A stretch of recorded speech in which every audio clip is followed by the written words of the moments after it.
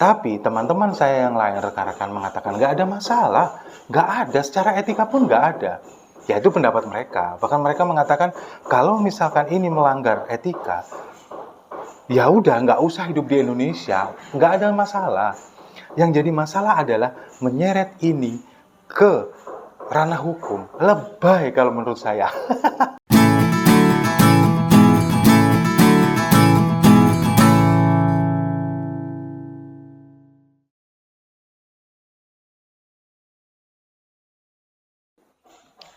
Salam damai untuk Indonesia. Berjumpa lagi bersama saya, Papa Dimas.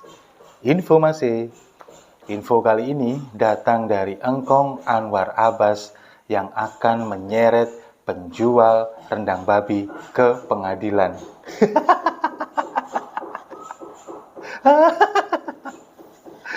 Lagi-lagi ya, Engkong Anwar Abbas ini memberikan statement yang melucu menurut saya dan otomatis langsung diskakmat oleh netizen.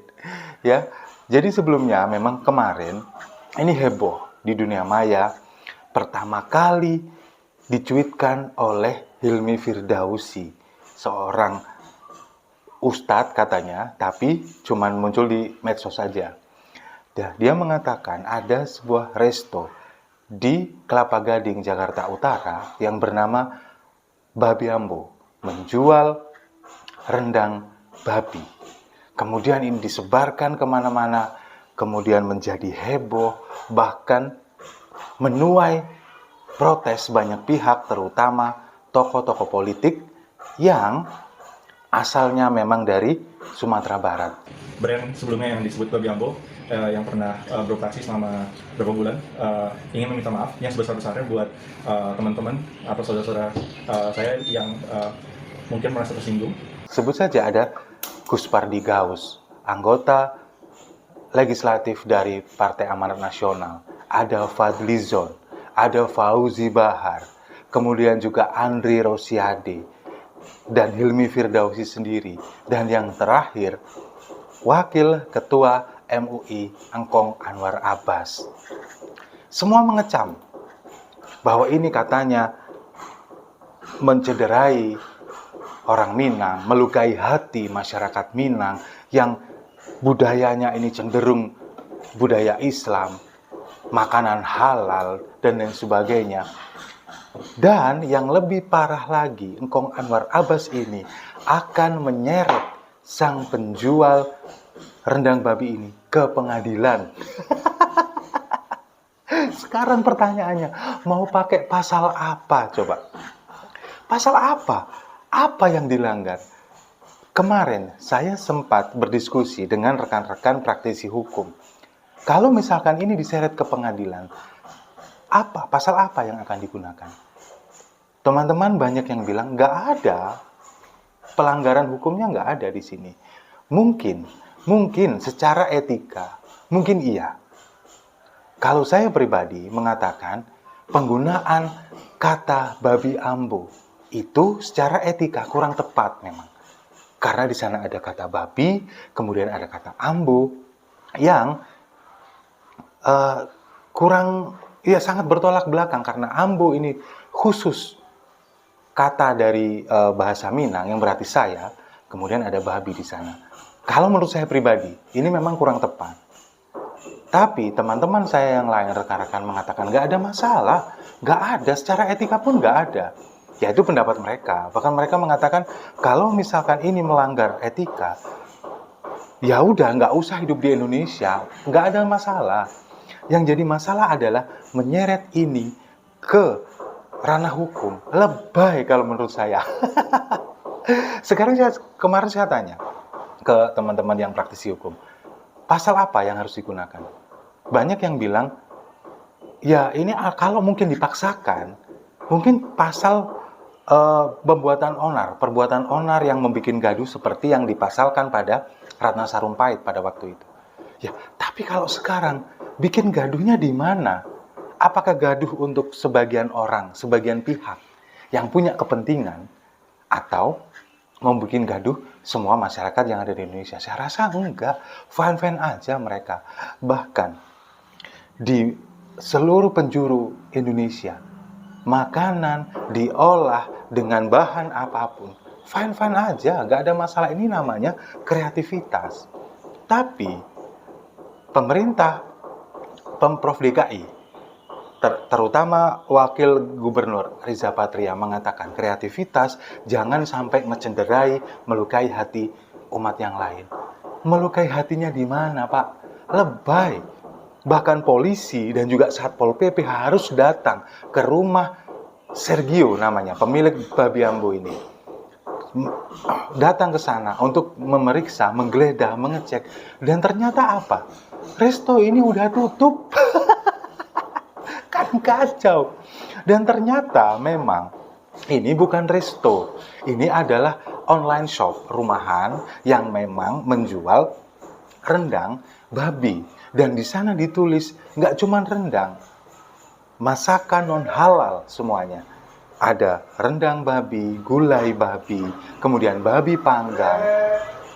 Dengan alasan si Sergio ini, si pemilik babi ambu ini, dia sangat suka dengan masakan Padang, dengan nasi Padang. Makanya dia berkreasi, kemudian dipadu-padankan dengan babi yang menurut dia nggak masalah untuk dimakan. Dijual online dan ditulis di sana non halal. Masalahnya di mana? Atau mungkin si Hilmi Firdausi yang sengaja kepengen pesan, kemudian ternyata resto ini tutup dan dia marah-marah karena nggak bisa makan ini. Jadi ceritanya, babi ambo ini buka di awal-awal pandemi COVID tahun 2020. Dan bukanya cuma 3 bulan. Kemudian tutup. Karena apa? Karena nggak laku. Nggak ada yang berminat. Akhirnya dia bangkrut. Sudah tutup lama. Nah, kenapa baru diungkit kemudian viral sekarang? Sudah 2 tahun yang lalu. Ini kan jadi pertanyaan besar.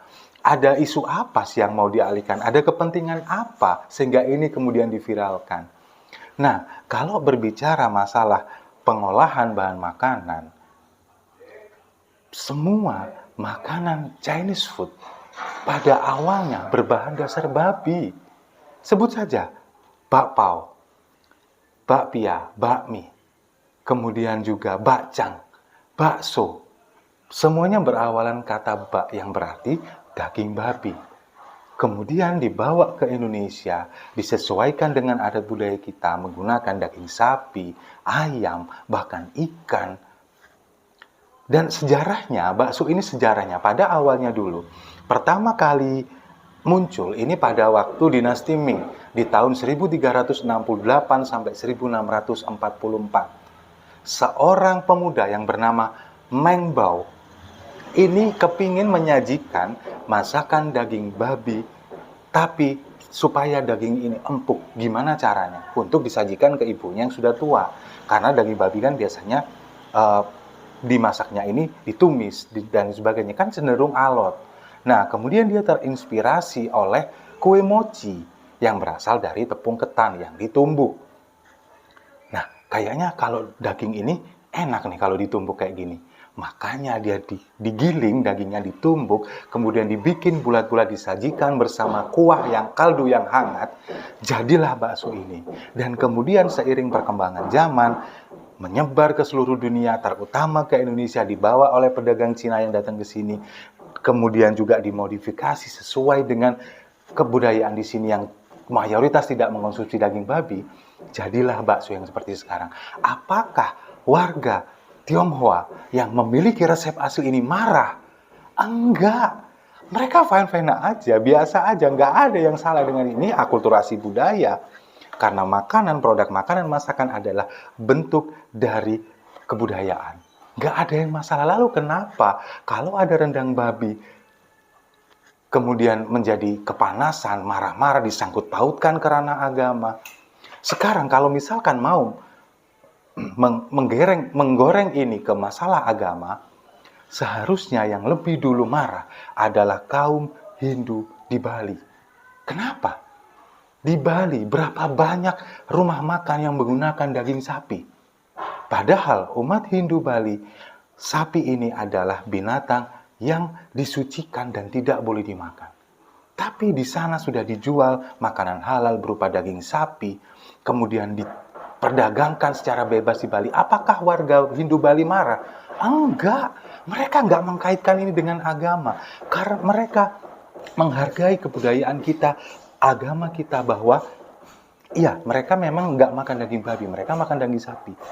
Mereka menghargai kita. Masa kita nggak bisa menghargai mereka? Kita nggak boleh melarang itu. Masa iya secara akhlak mereka lebih baik daripada orang-orang yang katakanlah seperti Fadlizon, Anwar Abbas, kemudian juga Fauzi Bahar dan lain-lain ini?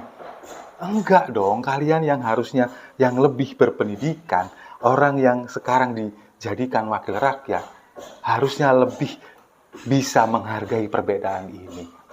Lalu kenapa? Apa masalahnya? Lalu kemudian, kalau berbicara masalah rendang, Hilmi Firdaus ini kan mengatakan bahwa rendang ini terkenal dengan kelezatan, keempukan dagingnya, dan kehalalannya. Padahal sebetulnya, kalau kita mau cari browsing di Wikipedia atau beberapa literasi yang ada di internet, sebetulnya apa sih keunikan dari rendang ini? Saya bacakan ya. Keunikan dari rendang adalah penggunaan bumbu-bumbu alami yang bersifat antiseptik dan membunuh bakteri patogen sehingga bersifat sebagai bahan pengawet alami. Bawang putih, bawang merah, jahe dan lengkuas diketahui memiliki aktivitas antimikroba yang kuat. Jadi, apapun bahannya, asalkan diracik dengan bumbu yang ini dan akan menjadikan dia awet secara alami, dan itu yang disebut rendang. Nggak ada disebutkan dia harus menggunakan daging sapi, harus halal, nggak ada. Ini adalah isu yang sengaja digoreng untuk mengalihkan sesuatu yang kita belum tahu apa itu. Nah, kemudian Engkong Anwar Abbas ini sebagai wakil ketua MUI, masalah yang seperti ini diributkan.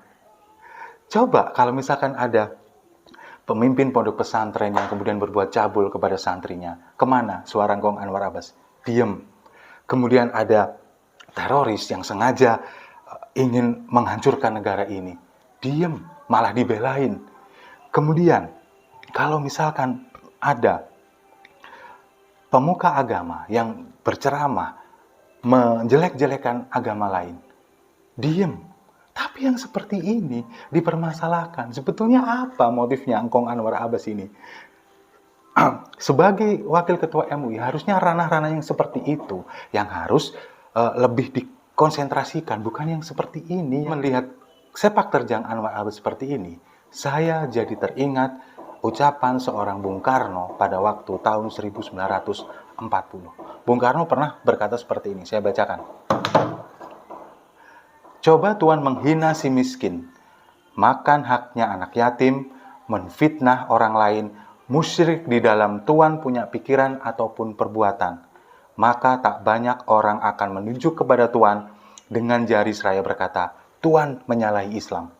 Tapi coba, Tuhan makan daging babi walau hanya sebesar biji asam, dan seluruh dunia akan mengatakan Tuhan orang kafir. Inilah gambaran Islam sekarang, terlalu mementingkan kulitnya saja, tidak mementingkan isi. Telak banget. Sekarang coba bayangkan, ada sesuatu yang haram, maksud saya, perzinahan, dihalalkan dengan metode kawin kontrak di puncak. Apakah MUI kemudian bergerak? Diam. Jadi apa yang disampaikan Bung Karno? Telak kepada Anda yang merasa sok suci, tapi ternyata dalam pikiran kalian ternyata jauh lebih buruk daripada orang yang kalian cap sebagai kafir. Setuju? Kalau setuju, kita seruput kopinya sama-sama. Saya rasa itu, terima kasih sudah menyimak. Jangan lupa like, komen, dan subscribe. Salam damai untuk Indonesia.